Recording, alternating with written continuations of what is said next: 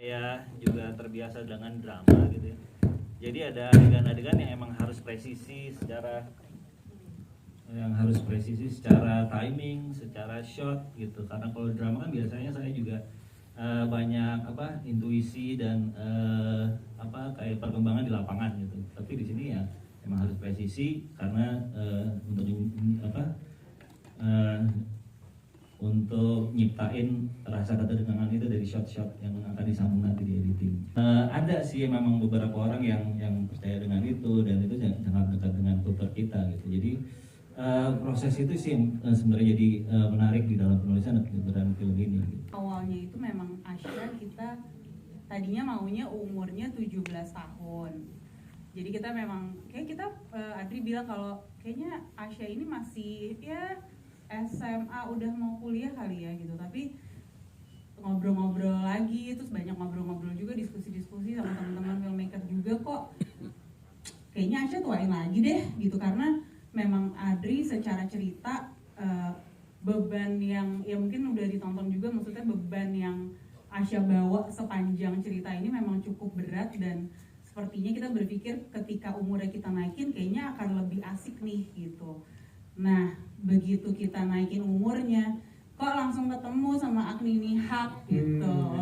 Dan pas banget, yang lucunya lagi karena udah pada nonton, kita kan tahu kalau Asya itu dia anak satu-satunya yang tinggal dengan hanya seorang ibu. Jadi kedekatan dia dengan ibunya tuh udah tidak tergantikan lah gitu. Ketika kita bertemu sama Agni, ngobrol-ngobrol, Agni juga akhirnya tahu Asya karakternya kayak gimana, ceritanya kayak gimana. Agni bilang, ini dekat banget dong sama aku gitu, karena aku juga sama ibu aku kayak gini gitu. Waktu itu Adri juga sempat bilang kalau masih ada keraguan nih, sebenarnya mungkin nggak ya perempuan umur ya 20-an tidurnya masih sama ibunya. Yeah.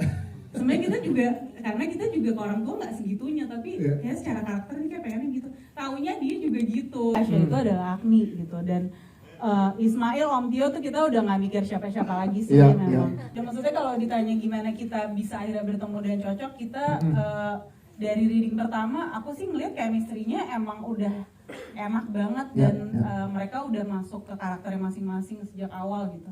Yang secara karakter kuat yang bisa bikin surprise dari karakter gitu, bukan cuma hantunya doang gitu. Dan mungkin konsepnya juga agak beda. Kalau biasanya kita ngeliat horor itu karakter ngelihat hantu dan istilah versus lah gitu, versus si hantu ini. Tapi di sini kayak lebih makhluknya ini mempengaruhi orang-orang, karakter-karakter yang di dunia film ini untuk saling menyerang satu sama lain gitu. Mungkin itu bedanya sih.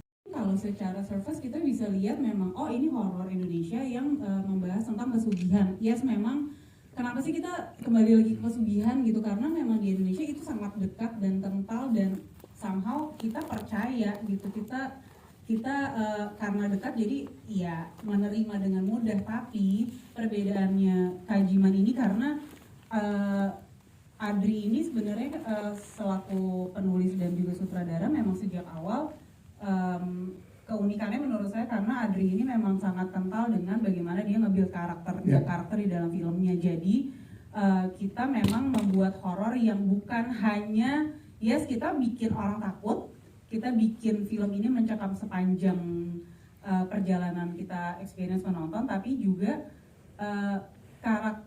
antara karakternya itu lumayan kita pikirin nih gitu. Seperti tadi Adri bilang, kita memang kalau bikin film senangnya kita karakternya emang kita kenalin banget dari awal gitu ya. Jadi film ini menakutkan, mencekam, surprising di beberapa scene, mengagetkan, dan kita memang mau membuat film horor Kajiman ini menjadi film yang berbeda dengan juga alur ceritanya, jalan ceritanya, dan karakter-karakter di dalamnya. Persamaannya, Asya ini latar belakangnya juga di Semarang. Aku juga tumbuh besar di Semarang, cuman sama ibu, digedein dari kecil sampai gede juga sama ibu. Dan posesifnya benar-benar mirip gitu. Karena kita cuma punya satu sama lain, jadi kita benar-benar posesif dan sayang banget gitu. Mungkin ini agak nggak proper aku bagiin, tapi gimana ya, ibu aku posesifnya tuh emang selebay itu. Oke. Kayak baru jam 6 sore tuh udah ditanyain dah gimana, yuk pulang dari maghrib gitu. Iya. Terus juga dia agak cemburu kalau misalkan aku punya temen yang mungkin seumuran sama ibuku, dan kalau aku nggak melibatkan dia dalam hidupku. Oke.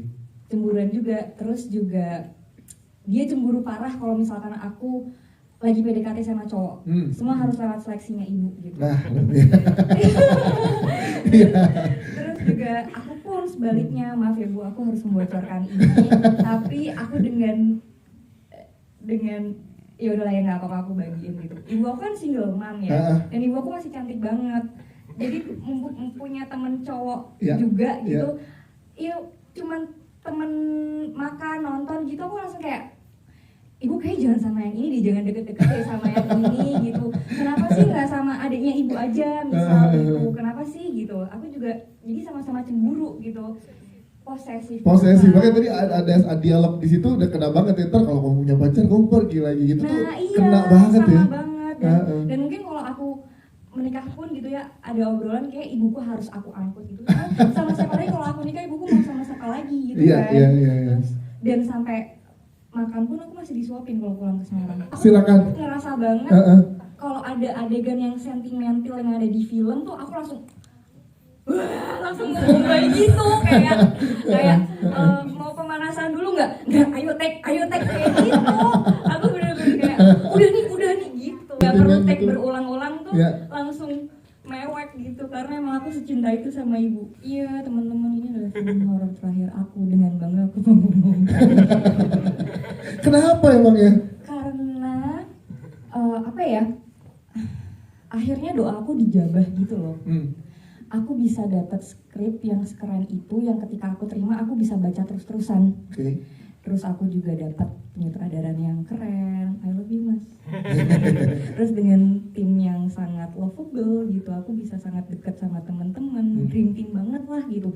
Semua itu bagus, produsernya kompak, sutradaranya kompak, teman-temannya sendiri kompak, sampai make up artisnya. Aku bener-bener syuting tuh nggak ada komplain, mau capek tuh kayak bawaannya seneng gitu loh. Dan masih teringat banget ketika selesai syuting tuh kayak, gila sih, kayak gue nggak akan ngambil film horor. Karena kalau misalkan aku ngambil film horor yang lain, kayak aku sedih aja gitu, akan meninggalkan Kajiman gitu, soalnya sesuka itu gitu. Dan apa ya, ini bisa dibilang masterpiece aku sih kayak. Tepuk tangan dong. Aduh gimana ya, kayak sombong tapi ya enggak juga. Enggak kok. Pencapaian yang luar biasa ini ya. Ini yang aku rasain gitu.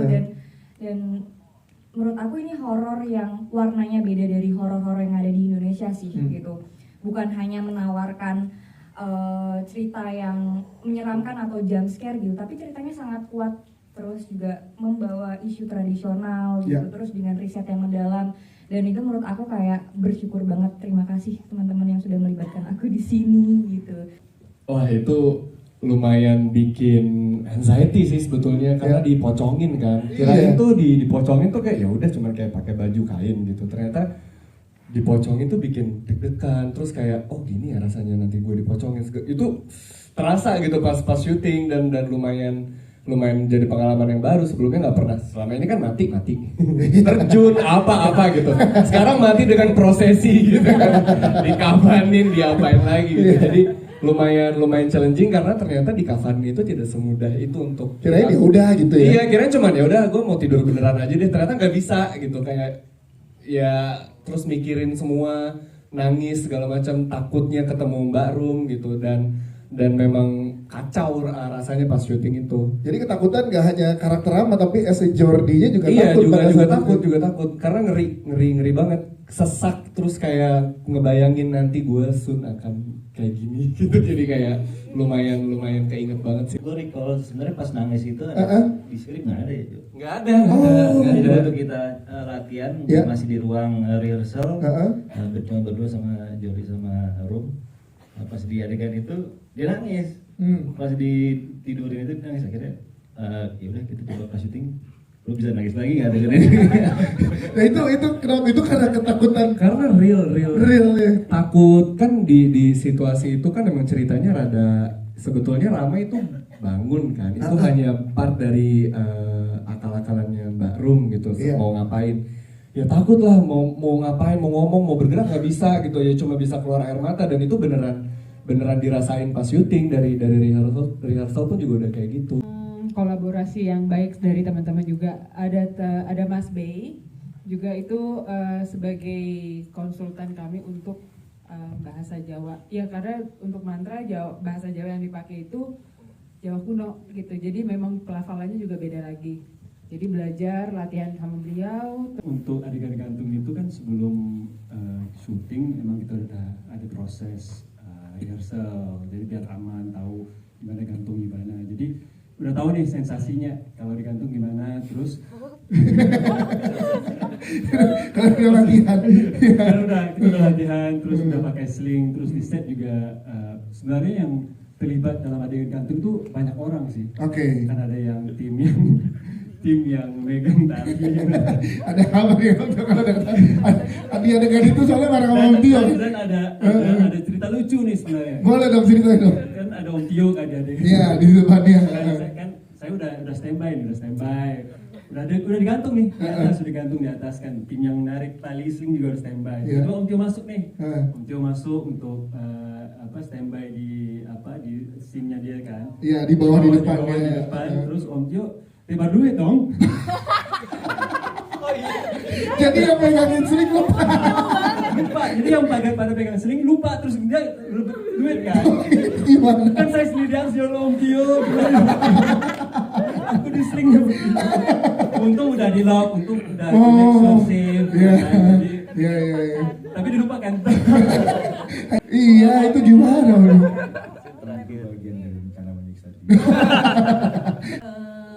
Sama kayak Asya gitu kan, aku juga sama-sama orang Jawa gitu, jadi kayak dekat sekali dengan, bukan dekat sekali dengan pesugihan maksudnya dekat sekali dengan budaya itu, jadi sesajen lah, dengar cerita pesugihan tuh udah nggak asing lagi lah ya, udah sering banget dengar dan udah sering banget tahu gitu. Jadi tapi kalau untuk yang naruh sesajen apa gitu ya, itu dikasih tahu sih harus gimana gitu. Jadi Ini tuh apa? risetnya dulu.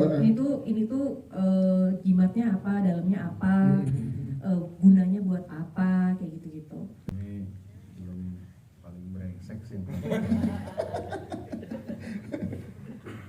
30 tahun saya di industri dulu, baru di film ini dapat brengsek ini.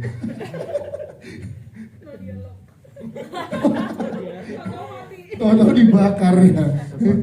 Mungkin seperti yang Arti bilang juga, ini mungkin film horor saya yang terakhir. Karena kalau abis ini saya main film horor juga ada dialognya, jadi ini nggak jadi satu-satunya. Gitu. Iya. Jadi Bella ini film horor terakhir saya, nggak saya dialog.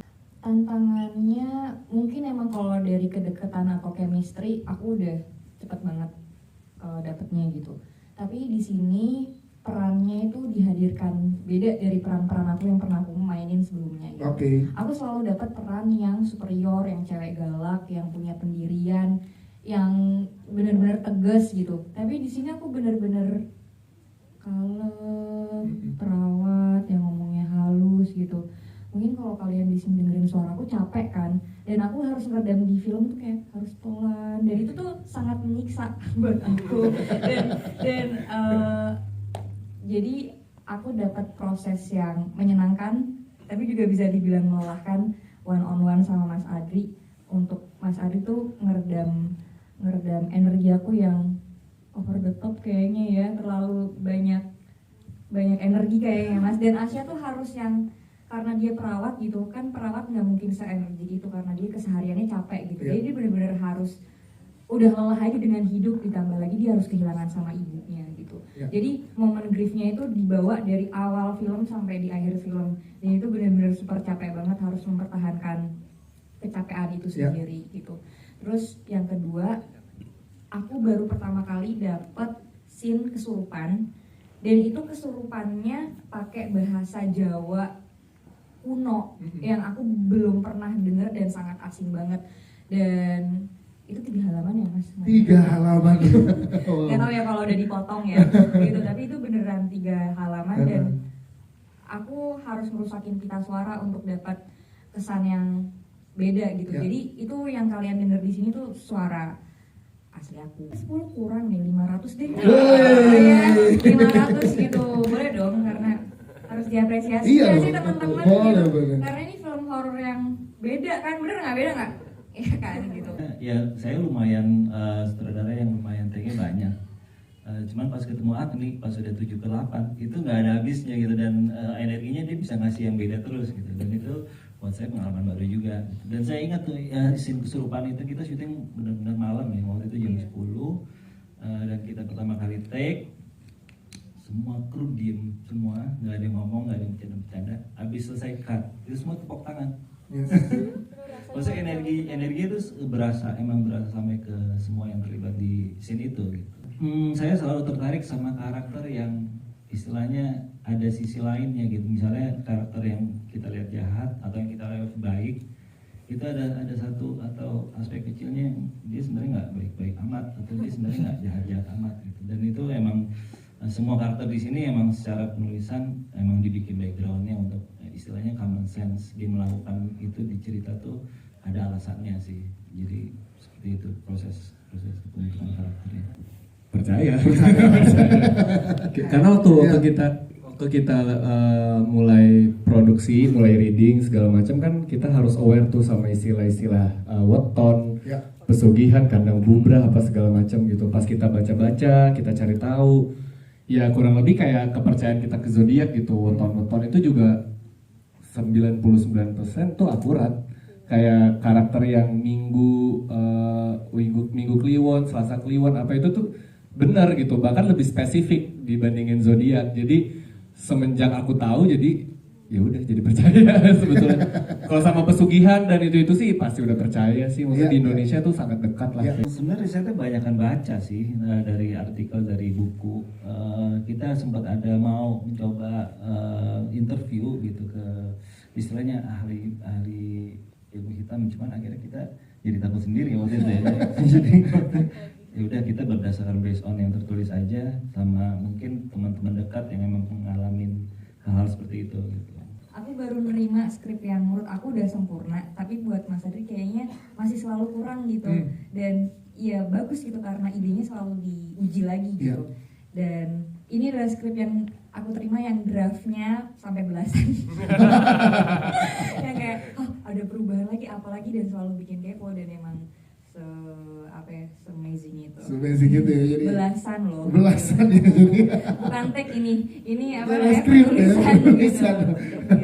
Karena film Kajiman ini bukan hanya film yang